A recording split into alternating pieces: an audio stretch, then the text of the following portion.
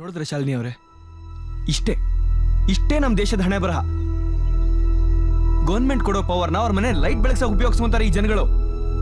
Public ಎಷ್ಟೇ ಕತ್ಲೆ ಕಷ್ಟದಲ್ಲಿದ್ರು ಇವ್ರಿಗೆ ಯಾವ ಚಿಂತೆನೂ ಇಲ್ಲ.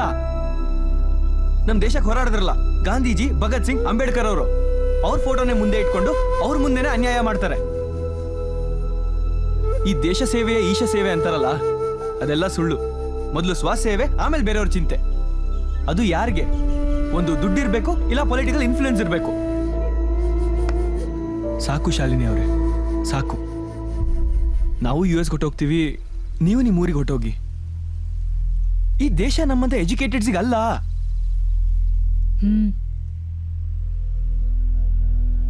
ಸರಿ, ನಾನು ವಾಪಸ್ ಹೋಗ್ತೀನಿ. It's all over. ಈ ದೇಶ ಸರಿಯಾಗಲ್ಲ.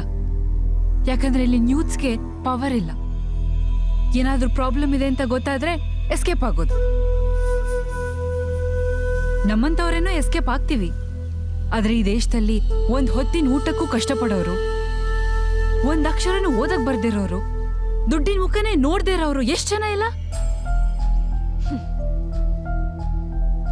ಅವರೆಲ್ಲ ಮನುಷ್ಯರಲ್ಲ, ಪ್ರಾಣಿಗಳು. ಸಾಯ್ಲಿ ಬಿಡಿ, ನಾವ್ ಹೋಗೋಣ. ಏನಂದೆ ನೀನು? ಎಜುಕೇಟೆಡ್? ಯಾರಂದ್ರು ನೀನ್ ಎಜುಕೇಟೆಡ್ ಅಂತ? ಯು ಆರ್ ಜಸ್ಟ್ ಲಿಟ್ರೇಟ್ ಅಷ್ಟೇ. ಎಜುಕೇಟೆಡ್ ಅಂತ ಬರೀ ಹೇಳ್ಕೊಳ್ಳೋದಲ್ಲ, ನೋಡುವಾಗ ಗೊತ್ತಾಗ್ಬೇಕು. ಆ ಥರ ಒಂದಾದ್ರೂ ಕ್ವಾಲಿಟಿ ಇದೆಯಾ ನಿಮ್ಮ ಹತ್ರ? ಒಂದ್ ವೇಳೆ ನೀವೆಲ್ಲ ಎಜುಕೇಟೆಡ್ ಆಗಿದ್ರೆ ಇವತ್ತು ನಮ್ ದೇಶ ಹೀಗಿರ್ತಿರ್ಲಿಲ್ಲ.